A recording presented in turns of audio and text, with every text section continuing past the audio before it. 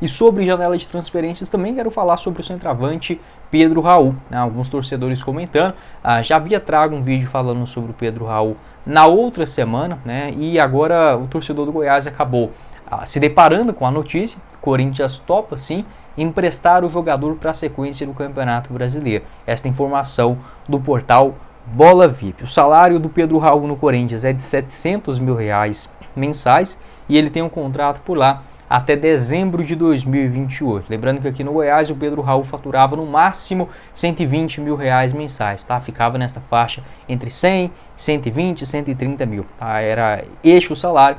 Já quando estava naquela metade do ano, chegou a receber uma proposta de 400 mil por mês do futebol europeu, acabou não aceitando. O grande vacilo do Goiás em relação ao Pedro Raul foi não ter comprado o jogador, já que o Caxias Reysol vendeu o Pedro Raul para o Vasco por apenas R$10 milhões.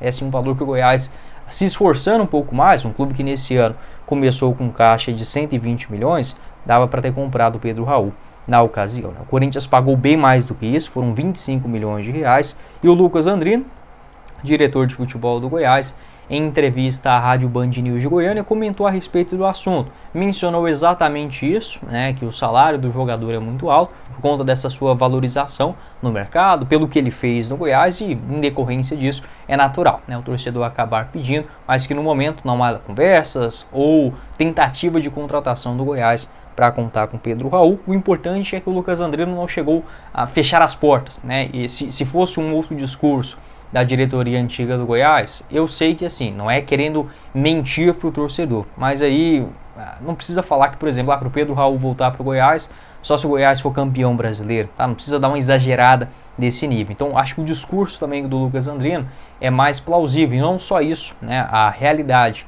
o fato, o que ele realiza em termos de contratações, de acertos, né? Você pode ver que os jogadores que o Lucas Andrino contratou nesta última janela, os únicos que não, digamos, vingaram foram os lesionados. E duas excelentes contratações, o Messias e também o Regis, né? Os demais, todos jogando com frequência, tendo uma boa minutagem, um bom desempenho também dentro de campo. Então, acaba que a visão, né, do torcedor do Goiás para a diretoria acaba sendo diferenciada nesse quesito. Mas, obviamente, o Pedro Raul é um nome muito caro para a sequência do ano. Tem um aspecto também, né? A não ser que o Corinthians tope emprestar o jogador, pagando maior parte do salário. Aí talvez o Goiás, para chegar em 200, 250 mil, fazendo um esforcinho dá para essa janela da metade do ano. Obviamente o jogador deve priorizar, né, a disputa da Série A do Campeonato Brasileiro. Deixa eu até pegar aqui, ele já realizou até o momento 4 jogos na primeira divisão, não se encaixou, né, com o estilo de jogo aí do Antônio Oliveira, e deve sim deixar o Corinthians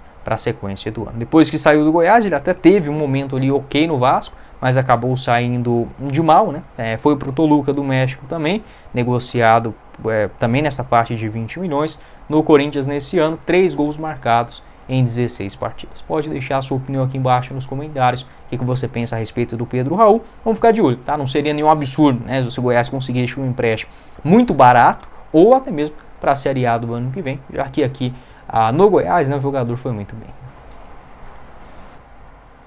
E para finalizar o nosso vídeo de hoje, quero fazer uma indicação de um jogador que está em baixa no Vitória, mas que jogou muita bola na Série B do ano passado, que é o meio atacante Mateuzinho. Acho que vocês vão se lembrar dele.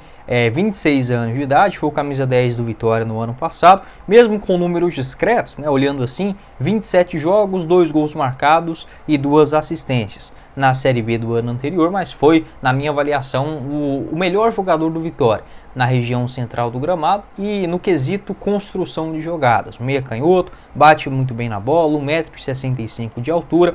O Mateuzinho também, que jogou no Ipiranga, então às vezes acaba confundindo com aquele Mateuzinho do Goiás, que foi pro Amazonas, tá? Não é esse, é outro Mateuzinho, esse que tem 26 anos, revelado nas categorias de base do Figueirense, passa também no Caxias, no próprio Ipiranga, onde faz uma boa disputa do Campeonato Gaúcho na temporada passada, chamando a atenção do Vitória. Vou deixar aqui para vocês também o mapa de movimentação do Mateuzinho na Série B do ano passado, uma nota média muito boa do SofaScore de 7 e um mapa bem preenchido, tá? Nessa região central do gramado, geralmente caindo mais para a esquerda. Um jogador que tem uma visão de jogo diferenciada, bons dribles curtos, consegue também boas arrancadas ali com a bola dominada, mas é mais esse 10 mesmo, esse cara que na minha avaliação ainda falta. no elenco do Goiás, né? O Thiago Galhardo vem fazendo, basicamente, uma função de um 10, mas penso que se pudesse jogar com o Galhardo e com mais um outro 10, né, pode ser